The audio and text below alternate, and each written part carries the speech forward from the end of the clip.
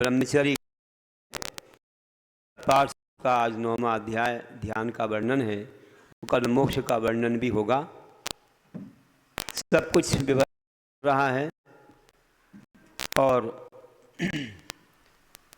किंचन हुए बिना तो किसी को आज तक अपने लक्ष्य की प्राप्ति नहीं, क्योंकि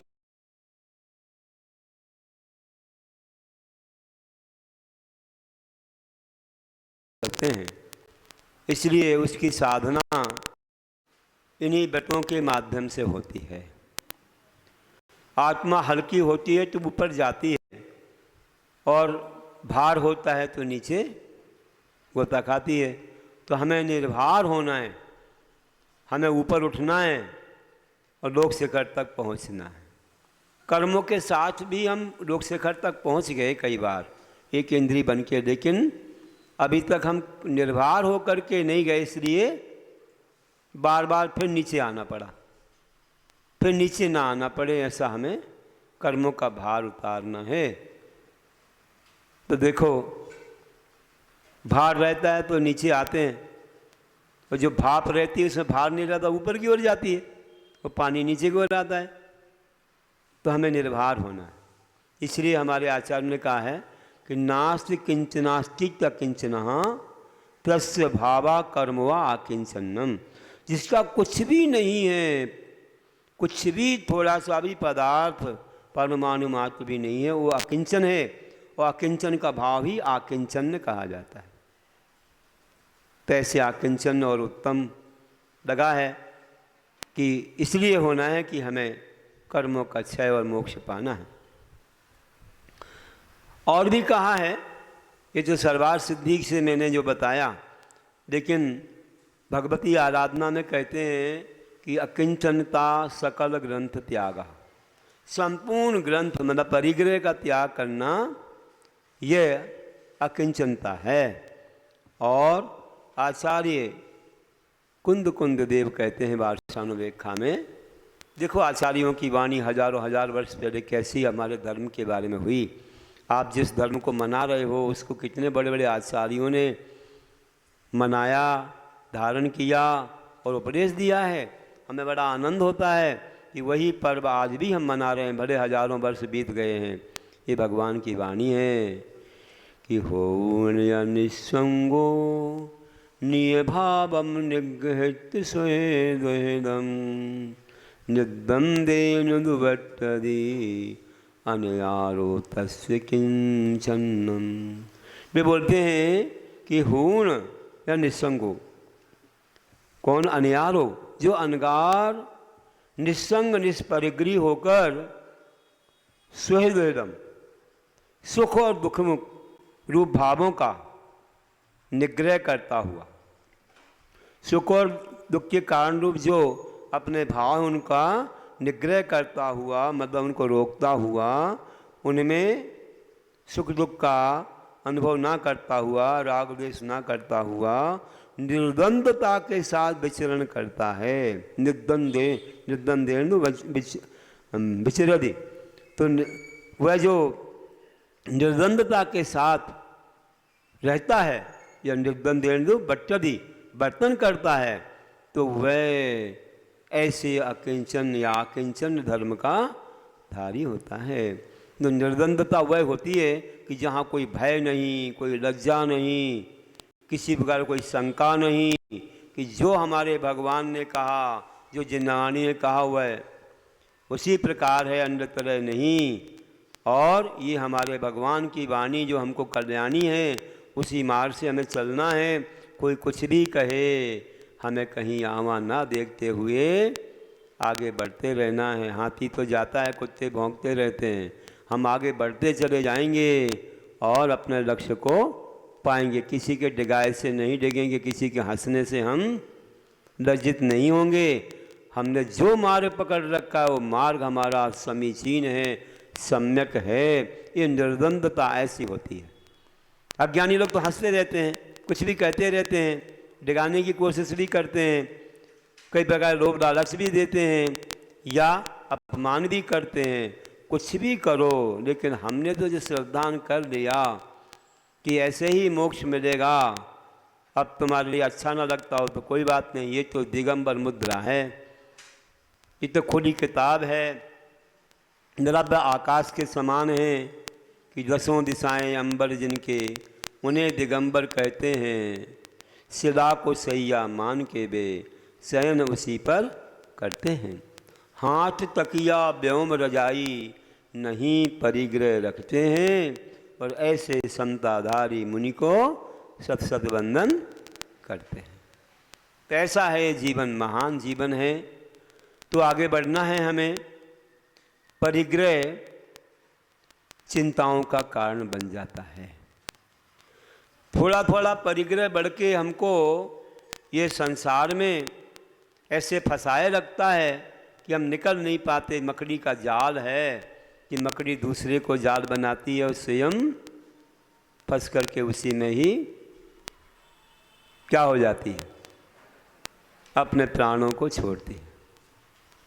तो देखिए, हम लोगों को, हम सोचते हैं कि सब दुनिया के लिए हमें जोड़ना है, जोड़ना है, फिर हम ही इतने फंस जाते हैं कि निकल नहीं पाते। सोचते रह जाते हैं अब कैसे निकलें, ये भी करना, वो भी करना, कैसे होगा, सब तरफ देखना है।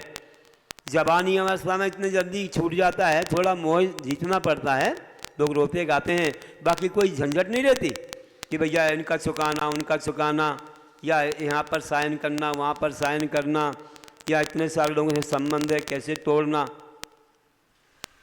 ये सब चीज़ें कुछ भी सोचना नहीं पड़ती हैं, जल्दी निकल जाते हैं। हम लोगों को यही है, जब कॉलेज में पढ़ रहे थे और समय भाव वैराग हो गया, पहले से थोड़ा वैराग का अंकुर जगी गया था, अंकुर पैदा हो ही गया था, और आगे बढ़ते बढ़ते फिर तो ऐसा हुआ कि बिल्कुल आसार लगने लगा। हर जगह, हर बात में, हर कार्य में हिंसा दिख रही है, पाप ही पाप दिख रहा है। क्यों रहना है संसार में, क्या है इसमें, कोई सार नहीं आत्मा के लिए, सब निस्सार है। ऐसा सोच करके किसी से बात करने तक की इच्छा नहीं होती थी। बस आँख मीच के बैठ जाओ और गुरु की शरण मिल जाए, अपना कल्याण हो जाए। तो ऐसा एक जीवन बनता है। कुछ भी अच्छा नहीं लगता है, फिर संसार के कोई कार्य अच्छे नहीं लगते हैं। अब तो कर्म निर्जला में लग जाओ, क्योंकि कर्म निर्जला ही हमको इस संसार से पार लगाएगी। बाकी तो अनादिकाल से सब कुछ किया है, वही संसार में लौकिकताओं में फंसे रहेंगे तो संसार बढ़ता रहेगा, और तपस्या करेंगे तो संसार का क्षय हो जाएगा। उसके लिए मोह छोड़ना पड़ता है, एक जगह का बंधन छोड़ना पड़ता है, सब ऐसो आराम के सामान छोड़ना पड़ते हैं। अभी तो अनादिकाल से मेरे जब स्वर्गों का वैभव भी तुमने पा दिया, रत्नों के महल पा दिए, तो ये सीमेंट के मकानों में क्या रखा है, कुछ भी नहीं है। तुम नहीं निकलोगे, लोग अपमान करके निकालेंगे, कल के दिन 4 लोग मिलके बाहर निकालेंगे, ऐसा है कि पहले ही निकल जाओ। तो होता यही है कि व्यक्ति जो है मोह नहीं छोड़ता है, तो फिर उसका अपमान तो जरूर होता है। इसलिए पहले से मोह छोड़ के निर्द्वंदता से जियो। कोई हमारा स्थान नहीं, कोई जगह नहीं, कोई हमारे नहीं, किसी कोई, सब हमसे पर ही हैं। संयोग तो दुख मनेक भेदम, ये संयोग अनेक प्रकार के दुखों को देने वाला है।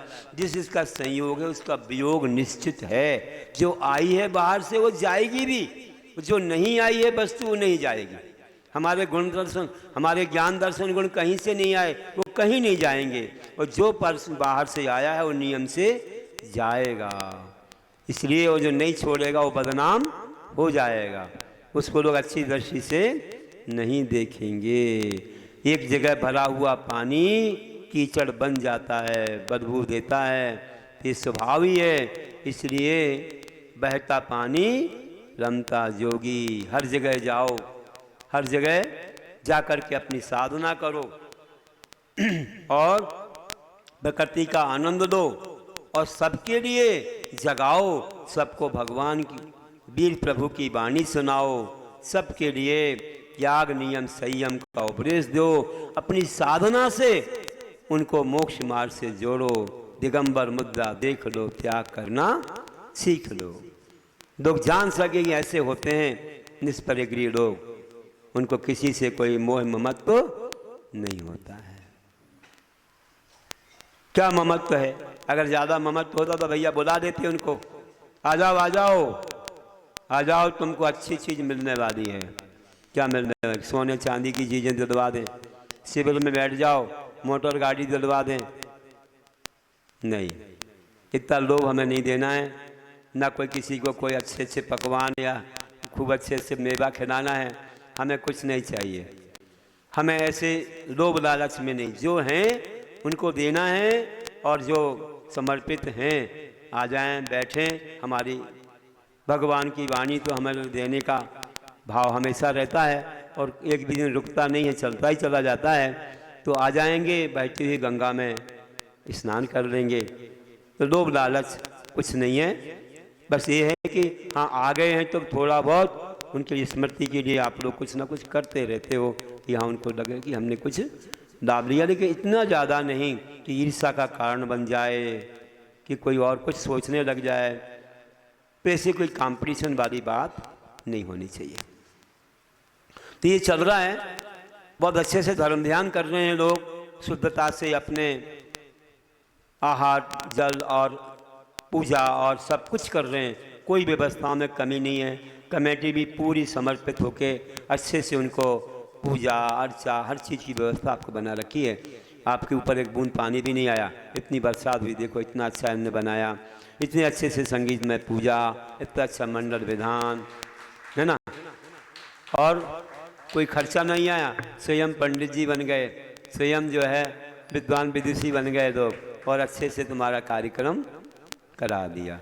संघ मिल गया, संघ को भी कुछ नहीं चाहिए यार, हैं आपको तो देना ही देना, दे रहे हैं, खूब मिल रहा है आपको।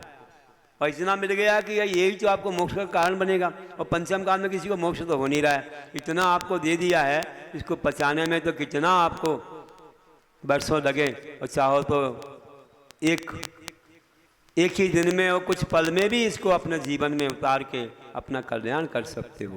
16 भावनाएं वहीं 32 दिनों तक, अभी तो चलेगा क्षमावाणी तक, सब पूजा अर्चा चलती रहेगी।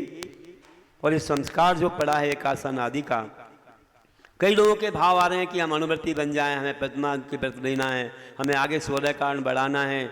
करते यार 2013 से और आगे भी करने का मन है लोगों का। कितने लोगों का याद कर रहे हैं तत्वार सूत्र वगैरह, बहुत सारे ग्रंथ कर भी आए थे मेरे पास, महाराज जी हम ये सब चीज़ें याद कर रहे हैं, तत्वार सूत्र कर रहे हैं, स्वयंभू स्रोत भी याद कर रहे हैं कई लोग, सारे कंठपाठ के विषय याद कर रहे हैं, पूछ रहे थे कदा करके। तो बहुत लोग, बच्चे बड़े सब लोग लाभ ले रहे हैं। बस ये है कि कोई गलत चीज़ का समर्थन अपन को नहीं करना है, इस चीज़ का भी अपन को ध्यान रखना है, तो बचना चाहिए। कई बार ये मील स्टोन आपको बताते रहते हैं कि डेंजर खतरा, तो हमको समझना चाहिए। कोई गलत चीज़ का प्रचार प्रसार भी नहीं करना है। कोई को बता रहे थे भैया ये दिखाएंगे वो दिखाएंगे, उसमें देखो कौन सी मत परंपरा है, क्या है उसके अंदर पंथवाद, कुछ ऐसा ना हो। आप तो अच्छे जलाभिषेक करते हो, आप तो अच्छे बहुत अच्छे से ये पूजा अर्चा करते हैं, ऐसा ना हो कि कोई चीज़ का समर्थन हो जाए। तो आप लोग ध्यान रखना, नहीं तो यहाँ बोर्ड लगा है महाराज जी कौन से बैठे हैं, ऐसा ना हो कि वो ठप्पा लग जाए कि हाँ भैया हो गया काम। तो ध्यान रखना, अभी कुछ बता रहे थे लोग, समझ जाना उन चीज़ों से, नहीं तो गड़बड़ हो जाएगा, मैं बता दूंगा अलग से। और भी बहुत सारी चीज़ें हैं, आप करना चाहो तो पूछो तो एक बार महाराज के पास आकर के कि हमें कुछ करना है, तो आपको क्वालिटी मिल जाएगी। और हमसे पूछेंगे नहीं तो क्या होगा, समझ लेना, समझे ना। अभी कुछ आज दिखाने वाले बोल रहे थे और बाद में पूछा तो क्या है उसमें, उसमें तो ऊपर धबल धबल आ रहा है, धबल धबल अभिषेक में क्या होएगा बताओ, क्या प्रचार होएगा उसका, उसमें वो कर रहे हैं, गड़बड़ है बात। अरे वो निकाल देंगे, ऐसा नहीं चलता, उसकी ठप्पा तो लग जाएगा उसका, ऐसी चीज़ नहीं चलती। हमने कही सब बंद करो, और भी चीज़ें आप दूसरा काम करो। अब नहीं मानोगे तो हमारी ओर से तो संकेत हो गया कि हमने तो समर्थन नहीं किया, अब आप जानो। ऐसी चीज़ों को दिखाना ठीक नहीं है। आजकल के युवा लोग समझते नहीं है कि फिर आगे कौन सी परंपरा चलेगी, है ना। इसलिए ध्यान रखना, उसको पहले चेक करो, उसके बाद ही होगा, नहीं तो आप कौन सी परंपरा वाले हो करके दिन ऐसा ना हो कि फिर इसका समर्थन हो जाए और फिर वो सब चीज़ें चालू हो जाए। बता दिया, संकेत किया है मैंने, अब आप समझ लेना उस बात के लिए। तो मैंने तो अभी आए थे तो मैंने मना कर दिया, अगर ऐसी चीज़ें तो यहाँ नहीं करना हो, इस पंडाल में मत करो, आप कहीं और जाओ। सीधी बात। तो बिल्कुल अपन को बहुत अच्छे से संभल के चलना कि कोई गलत समर्थन नहीं, गलत परंपरा नहीं, कोई गलत शिक्षा नहीं मिलना चाहिए। किसी भी प्रकार से लोगों के लिए जो है शिथिलता का मार्ग नहीं खुलना चाहिए। कोई हिंसा, कसाय या किसी के प्रति भी ऐसी बातें नहीं हो। तो अपना शालीनता से चल रहा है, बहुत अच्छे से शांति से चल रहा है, और ऐसे ही शांति से, क्योंकि भावों की निर्मलता का नाम धर्म है। जहाँ सुख शांति नहीं मिली तो धर्म किस बात है? धर्म किस काम का? यह धर्म है ही नहीं वो। इसलिए अपन आकिंचन धर्म पर सुनते हुए ये जान रहे हैं कि सबको प्रोत्साहन मिले, सबको अच्छा आनंद मिले, तो परिग्रह चिंताओं का कारण बन जाता है। इसलिए निश्चिंतता पाने के लिए लोग परिग्रह को कम करते जाते हैं। देखो अनुभृतियों को इतनी चिंता नहीं रहती, कितना समय देते हैं वो लोग। जो व्रती लोग हैं पूरा अपना घर परिवार छोड़ के इतना समय देते हैं, इतना आप नहीं दे सकते हो। अगर घर परिवार ना छोड़ें तो कैसे धर्म में समय देंगे? इतना नहीं दे पाएंगे। तो निश्चिंतता आती है, आपको चिंता बढ़ जाती है कि हमें ये देखना, वो देखना, यहाँ जाना, वहाँ जाना। अभी 10 दिन तो बहुत, 10 दिन से कई लोग बहुत समय निकाल दिया, इसके बाद क्या मालूम कितना निकल पाएगा, आपको नहीं मालूम। फिर भी ऐसा कार्य करो कि इतना सब करने के बाद एकदम आप सब छोड़ के बैठ जाओगे तो फिर क्या होगा? अब इतने उपवास किए फिर ज़्यादा बार खाने लग जाओगे या होटल पर चले जाओगे। कई ऐसे लोग रहते हैं होटलों पर चले जाते हैं। तो हम कहते गज स्नान हो गया भैया, हाथी ने स्नान किया और फिर धूल को ऊपर डाला। ऐसा क्यों किया आपने? ऐसा नहीं करना चाहिए। कुछ इससे शिक्षा लो और आगे के लिए हम कुछ सिस्टम बनाएं कि अगर हम अभी इतने उपवास किए तो कम से कम 1-2 बार खा के ही अपना अच्छा अपनी साधना बढ़ाएंगे, है ना। कुछ अच्छी इतनी सारी पूजाएं की कम से कम प्रतिदिन 1 पूजा तो करेंगे। इतने एकासन की तो कम से कम अष्टमी चतुर्थी को तो एकासन करेंगे। ऐसी कुछ शिक्षा देना चाहिए। इतनी साधना करने के बाद और फिर वो उसी चीज़ को शुरू करो तो क्या मतलब रहा? तो ऐसे कुछ साधना बढ़ाना चाहिए। तो चिंताओं में क्या होता है, देखो एक बहुत अच्छा पौधा, इतना अच्छा पौधा है, बहुत सारे पौधे लगाए हैं एक माली ने, और वह देखता है कि ये सब पौधे पनप रहे हैं और अच्छे फूल आ रहे हैं, किसी में फल भी आ रहे हैं, लेकिन एक पौधा मुरझाया क्यों है? इसको भी तो पानी दे रहे हैं, सब कुछ दे रहे हैं, खाद दे रहे हैं, ये क्यों मुरझाया है? जब देखा तो क्या पाया कि उसकी जहाँ जड़ थी ना, जो ही ऊपर आ रहा था तो वहाँ पर एक कीड़ा लगा था। कीड़ा लगा था, वो कीड़ा रस को चूस रहा था। तो रस ऊपर नहीं जाएगा तो कैसे पनपेगा वो? पानी खाद देने के बाद भी वो पनप नहीं रहा था। तो उसकी वजह मालूम पड़ गई और उसने उस कीड़े को अलग कर दिया, तो वह पौधा पनपने लगा, अच्छा हरा भरा हो गया, उसमें भी फूल और फल आने लगे। हमारे जीवन में एक ऐसा कीड़ा है जो कीड़ा हमारे लिए अप्रसन्न कर रहा है, चिंताओं का कारण हो रहा है। सब कुछ होते हुए भी हम पनप नहीं पा रहे हैं। वह कीड़ा है चिंताओं का कीड़ा। चिंताओं का कीड़ा है जो तुम्हें सुखी नहीं होने दे रहा। तो कहते हैं कि देखो चिंता और चिता में कितना भेद है कि चिंता और चिता, चिता में तो बिंदु नहीं है और चिंता में बिंदु है। तो चिंता चिता में भेद, चिंता चिता में बिंदु मात्र का भेद, एक दहे निर्जीव को और एक जीव समेत। ज्यादा भेद नहीं है, लेकिन एक तो निर्जीव को जला रही है और एक जीव को जला रही है।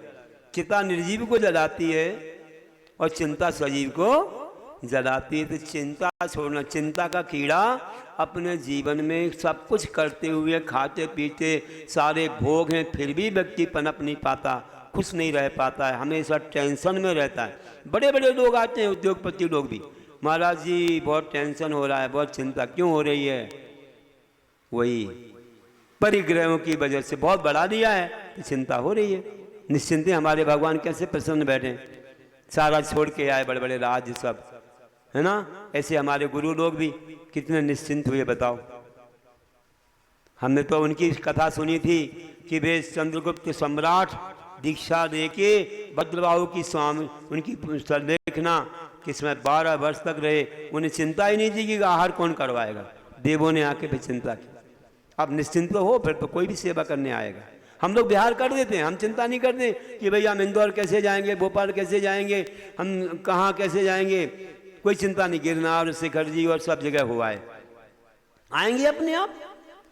ये जो मुद्रा हमें मिली है ये भगवान की मुद्रा है, इसके लिए भक्त हैं, पंचम काल के अंत तक रहेंगे, ऐसे नहीं छोड़ेंगे। अगर अपनी साधना है, अपनी तपस्या है तो नियम से लोग भागते आएंगे, हमें इसकी कोई चिंता करनी नहीं है।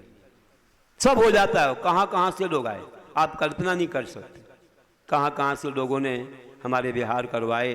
अब बता भी सकते हैं, बताने को तो कोई ये नहीं है, लेकिन समय अपने पास कम रहता है। कहाँ कहाँ से कैसे विहार लोग करवाते रहे। हम उदयपुर में थे और उदयपुर से लोगों ने तारंगा तक, वहाँ के अच्छे बड़े बड़े लोग थे, सब संपन्न परिवार, तारंगा जी तक उन्होंने आए और से चौके लगाए और विहार करवाए। तारंगा जी से सूरत वालों ने पूरा गिरनार तक, और गिरनार से फिर सूरत वालों ने सूरत तक चातुर्मास हुआ, और सूरत वालों ने ही बाद में बिहार के बाद पूरा झाबुआ तक हमारे लिए छोड़ा। रास्ते में पूरी व्यवस्था बेही पैदल चल रहे, सब कर रहे, कोई नौकर चाकरों से नहीं, स्वयं ही चल गए। एक बार और ले गए खरगोन से लेकर के तारंगा जी, करीब 400-500 किलोमीटर उन्होंने वहाँ चातुर्मास करवाए, और फिर वहाँ से आकर के हमको बांसवाड़ा तक छोड़ा। कितनी व्यवस्था हुआ पूरे क्षेत्र पर, पूरे 4 महीने व्यवस्था। हम हस्तनापुर गए तो पांडिचेरी के लोगों ने आकर के विहार करवाया। हम शिखर जी गए तो यहाँ अशोक नगर और पनागर के लोगों ने विहार करवाया। वहाँ से रांची के लोगों ने फिर रीवा तक छोड़ा चातुर्मास के बाद। मतलब हर जगह कैसे लोग मिल जाते हैं और कराते हैं। बेंगलोर के लोगों ने तमिलनाडु हमको लेके गए, पौनोल मदई तक, ये सब होता है। तो ऐसे भाव आते हैं लोगों के, कहते हैं कि एक चातुर्मास करवा दो अथवा 1 महीने मुनिराज का विहार करवा लो। अकेले व्यक्ति चातुर्मास करवा लो, इतना बड़ा पुण्य मिलता है 1 महीने विहार कराने में। सब देखो, आप दुविधाओं में भी आप सुविधाएं मानते हो, शांति रखते हो, समता रखते हो। जंगल में ही खाना पीना सोना चल रहा है, कैसे पिकनिक जैसा आनंद मानते हो। पिकनिक को जान के जाते हो, ये तो आपके लिए मुनिराजों के साथ सौभाग्य मिल रहा है, और वो भी धर्म सुनने को मिल रहा है, और शंका समाधान, और कितनी भैया बत्ती मिल जाती है। और रास्ते में लोग ऐसे मिलते हैं, खूब आते, हमारा ये ले लो, ये ले लो, ये ले लो, भंडार भर देते हैं। अन्य जाति तक के लोग। एक जगह एक कोई घर था पटेल का, वो बोला अरे साधु का विहार चल रहा है, हमारे धान ले लो, हमारे फल फूल ले लो, हमारे ये ले लो, गाड़ी भरने लग गया। ऐसा सौभाग्य हमें कम मिलेगा। ऐसे लोग भर भर के देते हैं, उनका भी बड़ा पुण्य रहता है यार। समझो कि ऐसे विशुद्धि भाव आता है तपस्या देख करके। तो बंधुओं, ये जीवन बहुत महान है। निश्चिंतता तुम पहले अपनाओ, सब कुछ छोड़ो, तो आपके लिए तो ये विश्व खड़ा है। सेवा करने के लिए चिंता नहीं करना है, बांध बांध के कोई मतलब नहीं निकलता, अपन को निश्चिंतता की ओर जाना है। तो देखिए, बोल रहा था कि और चिंता के बारे में एक और रूपक कहूँ कि एक बार एक राजा ने क्या बोला अपने मंत्री से कि मंत्री तुम्हें एक काम करना है। बोला क्या? एक प्राणी दे रहा हूँ मैं, उस प्राणी को खूब खिलाना है, खूब खिलाना है, कमी नहीं रखना, सुबह से शाम तक खिलाते ही रहना। लेकिन ध्यान रखना मैं तोड़ के दे रहा हूँ, उसका वजन थोड़ा भी वजन नहीं बढ़ना चाहिए, नहीं तो हम नहीं जानते फिर क्या होगा। ये काम करके दिखाना, तुम करके दिखाओगे, मुझे मालूम है बहुत बुद्धिमान हो तुम, चतुर हो। ठीक है राजा, दिखाऊंगा, इसमें क्या है। अभी तक कोई कार्य ऐसा हुआ नहीं जो ना करके दिखाया हो। तो ठीक है, ले जाओ, मैं कभी भी मंगाऊंगा तो लाना, और मैं वजन देखूंगा, और खाने में कोई कमी मत रखना, जो चाहिए वो है। वो प्राणी दे दिया। अब ले गया वो, और ले जा करके उसको खूब खिलाता, सुबह से शाम तक खूब पत्ती सब्जी फल जो कुछ सब खिलाता। अब वह खा करके अच्छा मोटा हो जाता। अब देखता भाई इसका वजन बढ़ गया, तो राजा से एक चीज मांगी थी कि हमें एक चीज चाहिए। बोले जो चाहिए ले लो।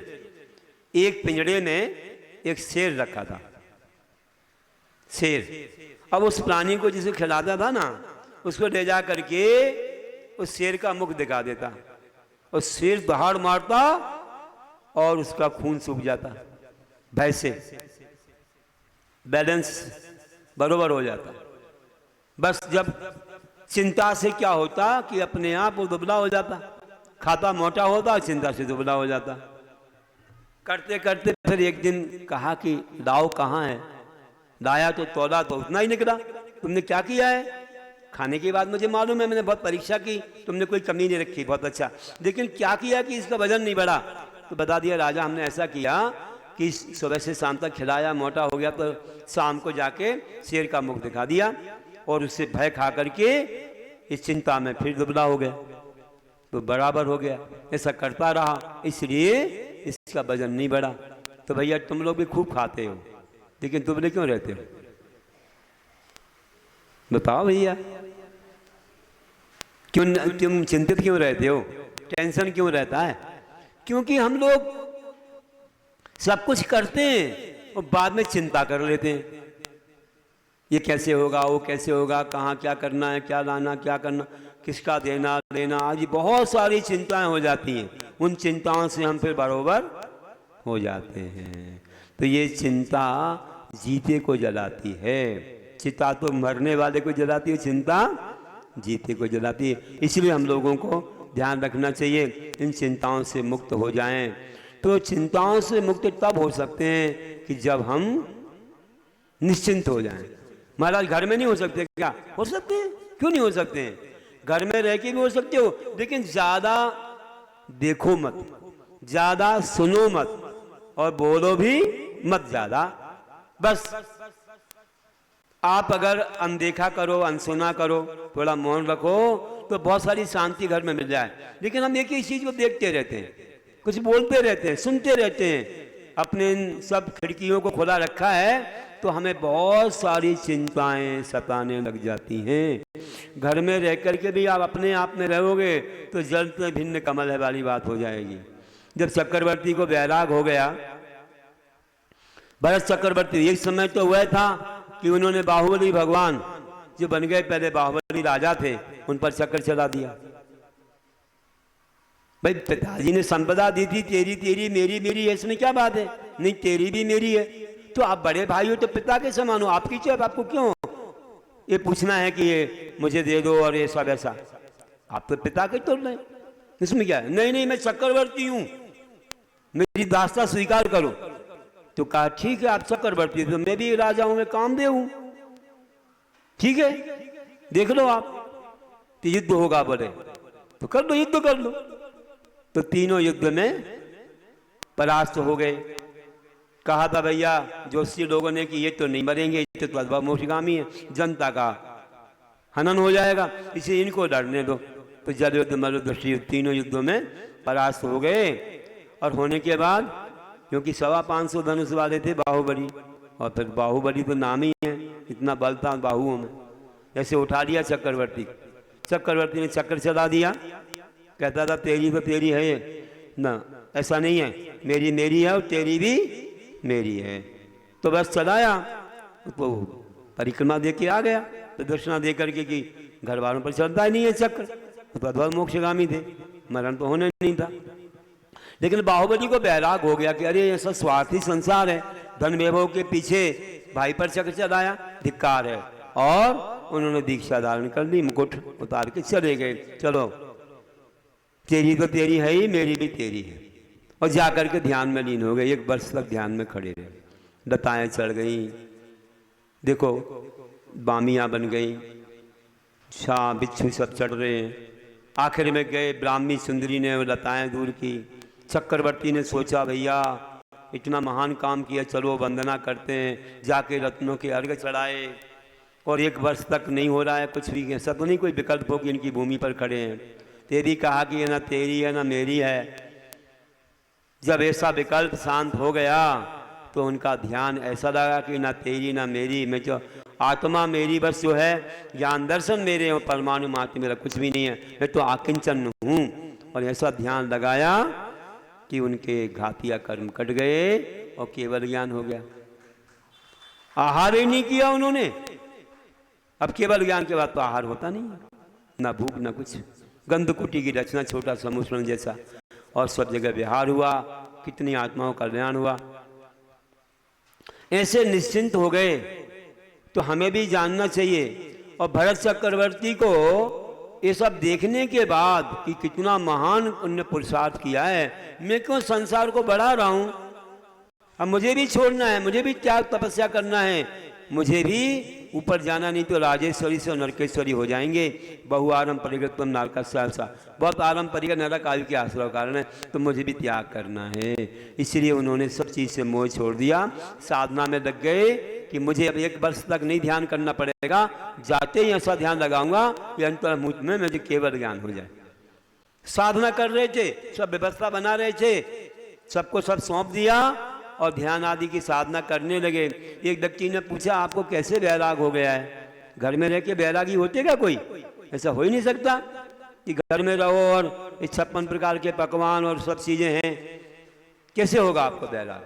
इतनी 96,000 रानियाँ हैं। बोले सुनो बताता हूँ, दाओ। एक तो उदाहरण वह था जो मैंने कहा था कि बाल, घोड़े के बाल में तलवार बांधी सिर पर, वो कहा 56 प्रकार के पकवान में परोस रहा हूँ, सबका स्वाद बता देना। अब खा तो रहा था, लेकिन ऊपर देख रहा था, जीवन पर संदेह हो रहा है कि कहीं तलवार ना गिर जाए। घूम रही ऐसी, एक बाल से बंधी है, तो वहां मन नहीं था, मन तलवार पर था।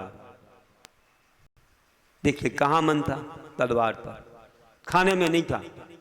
तो जब आत्मा पर मन हो जाता है तो भोगों से मन दूर हो जाता है। और एक को कहा कि एक दीपक में तेल पूरा लबालब भर दिया और हमारे वैभव को देख करके आओ, एक बूंद भी नीचे नहीं गिरना चाहिए तेल। अब वो तेल को ही देखता रहा और वैभव तो सब था सामने, वहाँ दृष्टि नहीं गई।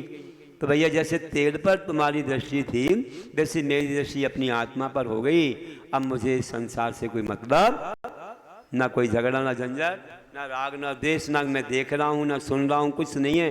बस आत्म साधना कर रहा हूँ, निकलते ही दीक्षा लेना है और मुझे केवल ज्ञान पाना है। वो किया यही था उन्होंने। जब निकले ना, तो जैसे मुनि बनने के बाद उन्होंने जब ध्यान लगाया तो अंतर्मूर्त ने केवल ज्ञान को पा लिया, भगवान बन गए थे। ऐसे महान थे भरत चक्रवर्ती।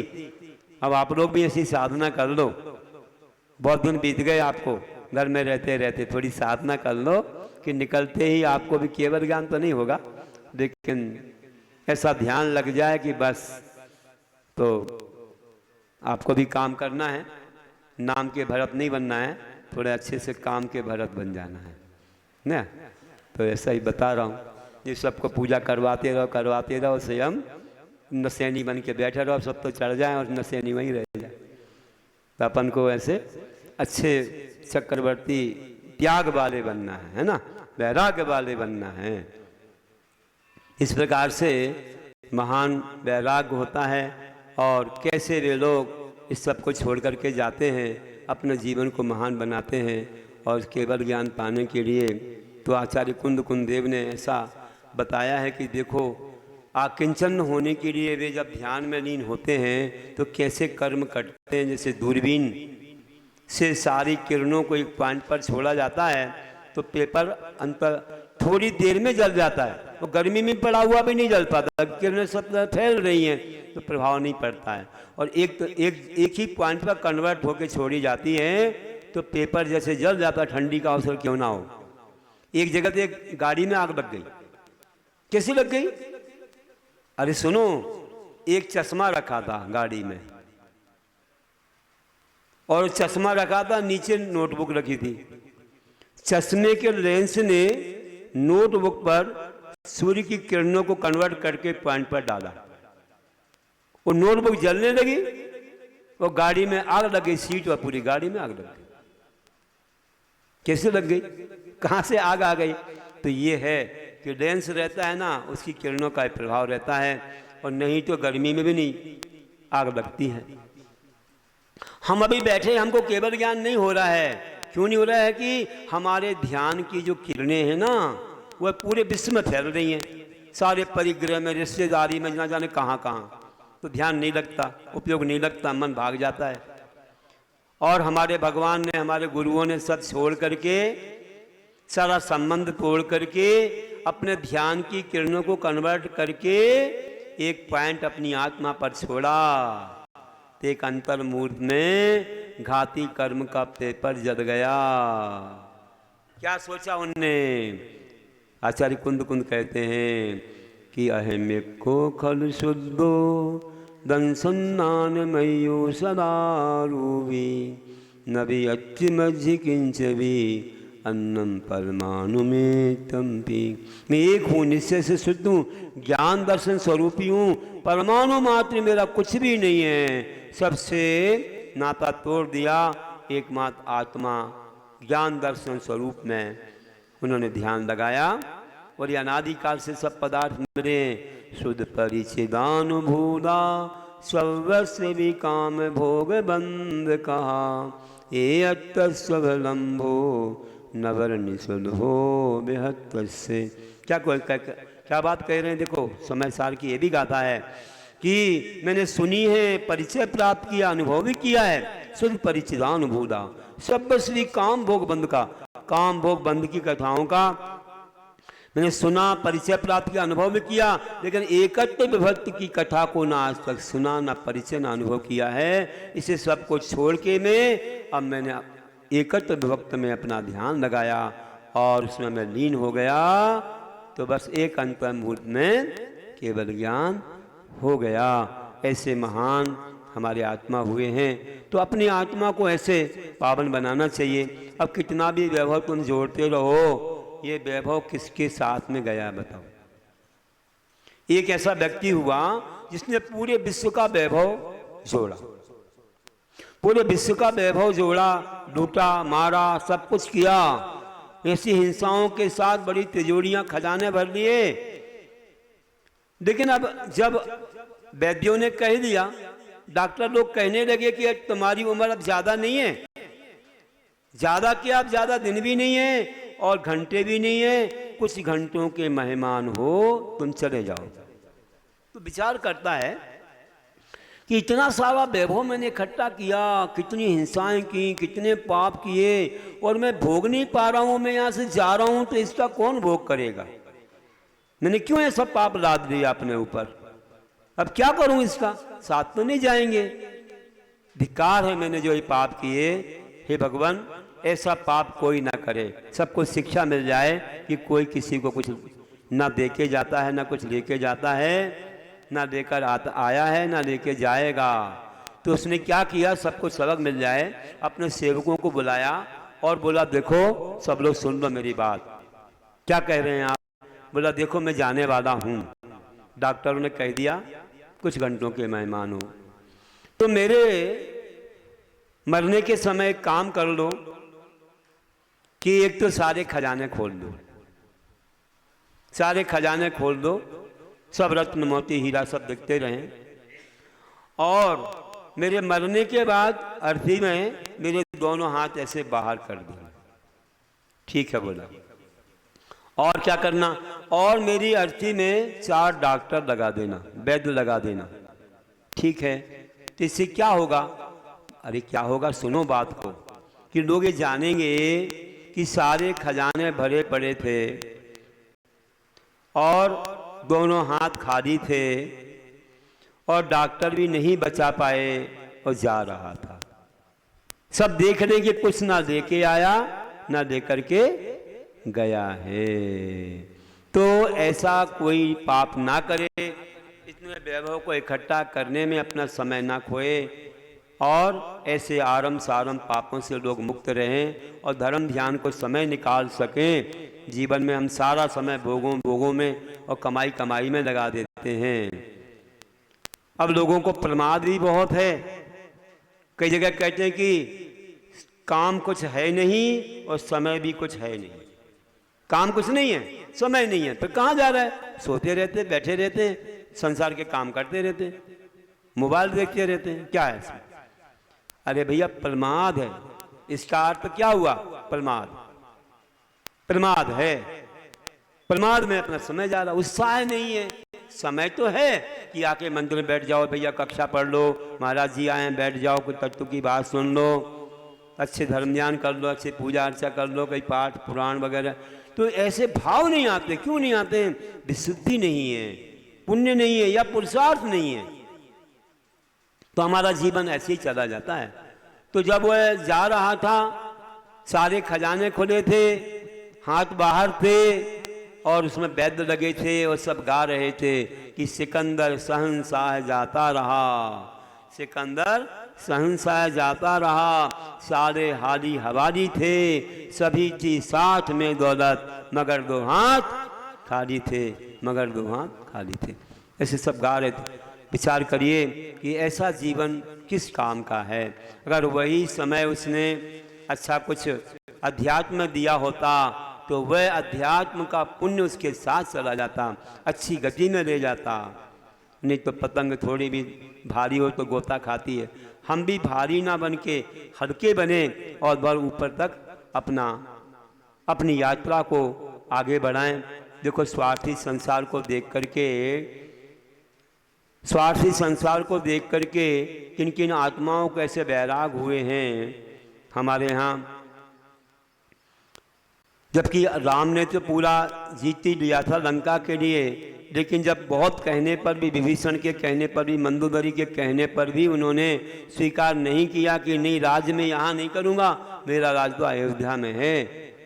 तो ये कहा, मंदोदरी कहने लगी कि धिक्कार है मेरे पति को जिसने 18,000 स्त्रियां होके भी सीता से मोह किया, और इन्होंने तो मुझे अभी दृष्टि उठा के नहीं देगा कि मंदोदरी है कैसी। ये तो माता ही बोल रहे हैं कि हे माता मुझे राज्य नहीं चाहिए, ने राज्य पाने को तो नहीं किया, सीता के सिर की रक्षा को किया। अगर आपको कोई कष्ट हो जाए तो मुझे बुलाना, मैं कष्ट को दूर करूंगा, आपकी सहायता करूंगा। मैं यहाँ राज नहीं करूँ, राज्य तो विभीषण कर सकता है, कोई भी करेगा, मुझे तो अपने जगह पर जाना है, मेरे वर्ष पूरे हो गए हैं। तब क्या बोला, रामायण में लिखा है, क्या बोलती है मंदोदरी कि धन्या राम त्वया माता, धन्या राम त्वया पता, धन्या राम त्वया माता, धन्या राम त्वया पिता, धन्या राम त्वया वंशा परदारा न पश्यति। तब हे राम आपकी माता धन्य है, आपके पिता धन्य है, आपका वंश कुल धन्य है, जो परदारा को आप दृष्टि उठा के नहीं देखते हो। धन्य है आपका जीवन, धन्य है। ऐसे आदर्श पुरुष थे राम, धन्य हो, क्या महान कार्य किया है। उनकी आदर्शता का प्रभाव उनकी संतानों पर पड़ा, और जब सीता को संसार की असारता का ज्ञान हुआ कि देखो मेरी परीक्षा अग्नि परीक्षा की है, अब इसमें भी उत्तीर्ण हो गई हूँ, देख लिया संसार मैंने कैसा है, कैसे कर्म आते उदय में, पूर्व जन्म के कर्म आए, कैसे अपवाद हुआ, कैसा अपहरण हुआ, किस प्रकार से सब कुछ हुआ है, और अभी भी मेरी ऐसी परीक्षा हो रही है। लोगों को विश्वास नहीं था। जब इतनी में पास हो रही हूँ, उत्तीर्ण हो रही हूँ, तो फिर मुझे संसार में क्यों रहना है। आत्मा में आनंद शक्ति है, ये मेरा पुण्य देखो कैसा उदय में आ रहा है, अब और मैं अपनी परीक्षा कर लूँ। अभी लोग मेरी कर रहे थे, मैं अपनी परीक्षा करती हूँ। और उसने कहा कि अब मुझे घर नहीं जाना, अब मुझे कल्याण करना है, अब मैं दीक्षा धारण करूँगी। सब लोग बहुत मनाते हैं, बहुत आंसू बहाते, लेकिन नहीं सुना, और जाकर के लक्ष्मीवती आरिका के पास दीक्षित हो गई। और उनके बैराग को देख करके लवकुश को भी बैराग हो गया। बड़े देख लिया संसार, वो युद्ध भी कर लिया, अपने पिताजी से युद्ध किया, देखो हनुमान ने जिता भी दिया, सब कर दिया, लेकिन क्या रखा है संसार में। कैसे कैसे कर्म उदय आते हैं, कौन कहाँ जाता है। महल होके भी 14 वर्ष वनवास में कैसे कष्ट से, तो ये सब कर्म आते हैं, अब मुझे इन कर्मों को काटना है। उनने भी दीक्षा धारण की, और दोनों ने ऐसा तप किया, और पावागढ़ से उन्होंने मोक्ष पाया है। गुजरात में देखते हो पावागढ़, ऊपर जाते हो, पावागढ़ की हालत तो बहुत ही दयनीय हो गई है। नीचे धर्मशाला मंदिर है, आप जाएंगे ऊपर कम से कम 5-7 मंदिर हैं बीच में, है ना। हम गए थे वहाँ, एक छोटी धर्मशाला भी है, और वहाँ हमारे आहार भी हुए थे। ये महाराज तो अब गृहस्थ रूप में थे, इन्होंने आहार भी दिए थे उस समय सूरत चातुर्मास के बाद। और ऊपर गए और ऊपर चढ़ो तो सबसे बीच में लवकुश के चरण हैं। यहाँ शांतिनाथ, यहाँ पर सुपार्श्वनाथ का ना, एक तरफ एक मंदिर है, एक तरफ शांतिनाथ भगवान का मंदिर है। अच्छा मंदिर है, बड़ा विशाल। और एक जगह 24 का मंदिर भी था, तो कुछ ऐसे ही हो गया था वह जीर्ण शीर्ण। तो गवर्नमेंट ने कहा आप लोग बना लो, उन्होंने स्वयं कहा कि आप लोग बना दो। क्या हुआ है, अभी वहाँ ऐसी स्थिति हो गई है कि इतनी भीड़ आ रही है कई सरागियों की कि आपको वहाँ ठहरना मुश्किल हो रहा है। हर जगह अशुद्धि कर रहे हैं लोग, इतनी अशुद्धि कर रहे हैं कुछ मत। और समाज कैसी अंधी है, हजारों लाखों रुपया बैंक में डाल रखा है, ब्याज ले रहे हैं, लेकिन वहाँ पर वर्कर रख करके या कोई भी सेवक रख करके वहाँ की रक्षा नहीं करवा रहे हैं। अभी यहीं पर एक परिवार आया था, वे लोग उसी तरफ रहते गुजरात हैं, तो इसी तरफ के हम लोग पावागढ़ में देखा महाराज जी मंदिरों के सामने लोग कचरा कूड़ा डाल रहे हैं, कोई कहने वाला नहीं है। तो हमने कहा लोगों को करना चाहिए, क्या हो रहा है, बैंक में पैसा डाला है, आप लोगों को दिखना चाहिए, वहाँ समाचार भेजना चाहिए। सब लोग ऐसे कहें क्या स्थिति हो रही है, गिरनार की क्या हुई, यहाँ पर देखो मंदारगिरी की क्या स्थिति हुई, ऐसी हो रही है। सब लोग दान दे के आते हैं, लेकिन पूछते नहीं कि आपने क्या किया दान का, उसको बैंक में डाल देते। ऐसे वर्कर रखते हैं जो कुछ काम ही नहीं करते, बैठे रहते देखते हुए। जाकर के आपको विजिट करना चाहिए, सर्वे करना चाहिए, इसका क्या उपयोग हो रहा है, कोई बैठा है कि नहीं, यहाँ पर कुछ सफाई हो रही कि नहीं। यात्री जाते हैं तो उनको मालूम नहीं कि कहाँ हमें घुसना है, हमारा है कहाँ दरवाज़ा, सामने दुकान लगा के बैठ गए, सामने कुछ भी डाल दिया। यहाँ तो इतनी गंदगी करते हैं कि जिसको हम कह नहीं सकते आपको प्रवचन में, ऐसे जाकर के वहाँ पर कर रहे हैं, ऐसा बना रखा उसके लिए। तो आप लोग देखें ऐसे क्षेत्रों को, कैसे वहाँ से लवकुश ने मोक्ष पाया, धन्य हो उनके चरण वहाँ बने हुए हैं। लोगों को ढूंढना कठिन हो रहा मंदिरों को। जब हम गए थे तब तो अच्छी स्थिति थी, अब और बिगड़ गई। लेकिन आप लोगों को रक्षा करना चाहिए। माता अपने मंदिर में यहाँ बैठे हो, थोड़ा सा आपके पास धन है, पैसा है, बुद्धि है, विवेक है, कदम है आपके पास, उन लोगों को आप, आज सब कुछ सर्च हो रहा है मोबाइल में, कहाँ कौन सा क्षेत्र है, उसके कौन ट्रस्टी हैं, उनका क्या है, सब कुछ आ रहा है। अगर गुरु कह दें तो आप ढूंढो और देखो, उनके लिए बोलो, आप समाचार भेजो कि हमारे गुरु आएंगे तो क्या होगा, कैसे दर्शन करेंगे, कैसे वहाँ रहेंगे, महाराज आएंगे दर्शन को। आप शुद्धि का ध्यान दो, कितना फंड है आपके पास, नहीं तो आओ हमारे समाज में आपको इकट्ठा कराते हैं, आओ रक्षा करने के लिए फंडा एक प्रवचन में इकट्ठा हो जाएगा। करो तो आप काम पहले, तो वहाँ की सफाई होनी चाहिए। मेरे से किसी ने कहा था, आज प्रवचन में आ गया तो मैंने कह ही दिया, रोज़ तो विषय नहीं आ पाता, रोज़ तो ऐसी लिंक नहीं मिल पाती है, आज मिली है तो पावागढ़ क्षेत्र को हमें अच्छा करना है। और आप लोगों को अगर उनका मालूम पड़ता है तो आप उनको समाचार जरूर भेजेंगे। अगर आपके पास वहाँ तक के कोई लिंक मिल जाती है तो करेंगे जरूर, ये काम करेंगे कि नहीं करेंगे बताओ, करेंगे ना, करेंगे।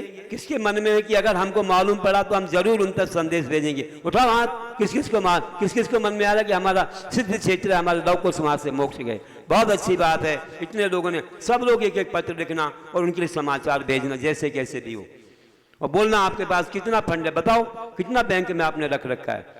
इतने लोग रसीद कटवा के आते हैं, सब बैंक में डाल देते हैं, और वर्कर ऐसे रखते हैं जिनको कोई पावर ही नहीं है, या मानो कुछ ध्यान ही नहीं है। आप जाके एक बार देखो, कमेटी में आपने अगर पद लिया है तो एक बार देखो तो जाकर के, पूरा फिरो वहाँ जाकर के कि कहाँ क्या हो रहा है। तो ऐसे नाम के लिए बनते, नीचे आए मीटिंग की चले गए, ऊपर नहीं जाते कोई देखने के लिए। नीचे से क्या दिखता है आपको, या तो कैमरे लगाओ तो नीचे तक मालूम पड़े कि क्या चल रहा है ऊपर। तो जरूर आपको समाचार देना उनको कि ये सारी व्यवस्था आपको बनाना है। आजकल कैमरों से तो कहाँ कहाँ जुड़ता है, आपकी दुकान में क्या हो रहा है, आपके मकान में क्या हो रहा है। विदेश में बैठा हो यहाँ दिखता है, तो यहाँ वालों के विदेश में, भोपाल में एक व्यक्ति रहते हैं, उनका बेटा विदेश में रहता है, वो कह रहा है पिताजी ऊपर का वो बालकनी का दरवाजा खुला हुआ है। अरे उसको कैसे मालूम पड़ा, अमेरिका में बैठा है, सब नेट से कनेक्शन है, वहां देख रहा है वो कि ऊपर का दरवाजा खुला है, बंद कर दो। तो क्या हम वहाँ का नहीं देख सकते? क्या स्थिति हो रही है? तो आप लोग सब मालूम करो, उन ट्रस्टियों को भी मालूम करना चाहिए कि हमारे क्षेत्र का क्या। ऐसी धरोहर को इतने ऊपर जाकर किसने बनाया, कैसे भी मंदिर बनाए, कहाँ से वहाँ सारी चीज़ें चूना और कैसे पत्थर और कैसे पहुँच गए, कैसे भी मूर्तियाँ पहुँच गई, ना वहाँ पर रोपवे लगाता ना कुछ था पहले। कितनी मेहनत से काम किया है, लाखों करोड़ों खर्च किया, और आज हम उनकी रक्षा नहीं कर पा रहे हैं। देखो वहाँ आलेख में लिखा हुआ है, कहाँ लिखा है, ध्यान से सुन लेना ये बात। खजुराहो में पुराने मंदिरों में एक आलेख है कि जो इन मंदिरों की, मैंने तो बनवा दिए, जो इन मंदिरों की रक्षा करेगा उसका मैं दासानुदास कहलाऊंगा, नौकर का नौकर कहलाऊंगा। ऐसा वो बनाने वाला बोल के गया। रक्षा करने वाला सबसे बड़ा होता है। आप रक्षा करिए, ये संदेश सब तक पहुंचा देना, ऐसा मंगलमय भाव हमें करना चाहिए। तभी दशलक्षण मना रहे हैं, नहीं तो ऐसे तो हर वर्ष आते चले जाते हैं, शुद्ध कपड़े पहन लिए, पूजा कर ली, अर्घ चढ़ाया, छुट्टी। ऐसा काम नहीं चलेगा। हमें आयतनों की रक्षा करनी, तभी हम 18,000 वर्ष तक दे जाएंगे इसको, धर्म को। नहीं तो हम क्षेत्रों को भूल गए तो ये पत्थर के कौन से मंदिर रह जाएंगे, मत ईंट के मंदिर रह जाएंगे, सीमेंट के रह जाएंगे, नीचे रह जाएंगे, सब हमारे चले जाएंगे। पहाड़ों के मंदिर, पर्वतों पर इतनी मेहनत की है, तो जरूर सबको एक बार जीवन में पावागढ़ के दर्शन करना है। अल्लाह को उसका विषय है, इसलिए मैं बता रहा हूँ कि जरूर एक बार जीवन में जाओ, पावागढ़ का दर्शन करो। और जो गए हैं तो अच्छी है, और रक्षा की अपन को हमेशा चिंता करनी है। तो यही कह रहा हूँ कि ऐसे हमारे भगवान हैं कि वे तो हमारे भगवान सब अस्त्र शस्त्र वस्त्रों से रहित निर्भीक निश्चिंत हैं कि निज रूप में ध्यानी बने जो नहीं वस्त्र रखते कभी। कैसे हमारे भगवान हमारे गुरु कि निज रूप में ध्यानी बने जो नहीं वस्त्र रखते कभी, निश्चिंत व निर्भीक हैं नहीं शस्त्र रखते कभी। निश्चिंत व निर्भीक हैं नहीं शस्त्र रखते कभी। जिन भगवान तो गुणवान हैं सर्वांग सुंदर हैं सभी। जिन भगवान तो गुणवान हैं सर्वांग सुंदर हैं सभी। अतः बैरागी भेष में वे दिगंबर होते हैं सभी। अतः बैरागी भेष में वे दिगंबर होते हैं सभी। आप लोग दिगंबर हो गया? कहाँ हो दिगंबर? दिशाई जो वस्त्र होती है वे दिगंबर होते हैं। आप हैं दिगंबर? कोई नीलांबर, कोई पीतांबर, कोई श्वेतांबर यहाँ बैठे हुए हैं। कितने अंबर बैठे यहाँ, कितने प्रकार के वस्त्र दिख रहे हैं, सब उतने अंबर वाले। कहाँ दिगंबर हैं? दिगंबर कौन है यहाँ पर? आपको सामने दिख रहे हैं। आप दिगंबर नहीं हो। अरे भाई वे तो दिगंबर हैं, ये भगवान और गुरु, लेकिन आप दिगंबर इसलिए हो कि दिगंबर धर्म की रक्षा करते हो, उनके कहे संदेश को, आज्ञा को मानते हो, इसलिए आप भी दिगंबर हो। दिगंबर को मानने वाले हो, समर्थन करने वाले दिगंबर हो। तो आकिंचन वह महापर्व है जिसमें किंचित संग नहीं। कि आकिंचन वह महापर्व है जिसमें किंचित संग नहीं। नहीं मोहवा विषय वासना जन मन रंजन रंग नहीं। नहीं मोहवा विषय वासना जन मन रंजन रंग नहीं। एकमात्र वह आत्म हमारी ज्ञान दर्श में पूर्ण जहाँ। एकमात्र वह आत्म हमारी ज्ञान दर्श में पूर्ण जहाँ। ध्यानी बनकर जिसको पाना मोक्ष मिले संपूर्ण वहाँ। ध्यानी बनकर जिसको पाना मोक्ष मिले संपूर्ण वहाँ। बोलिए महावीर भगवान की जय। जावानी के ज्ञानते सूझे लोकालोक, सोवाणी मस्तक नमो सदा देत हो लोग। हे जिनवाणी भारती तो ही जपो दिन रैन, जो तेरी शरण आ गए सो पावे सुख चैन। देव भजो अरिहंत को गुरु सेवा निर्ग्रंथ, दया धर्म पालो सदा, यही मोक्ष का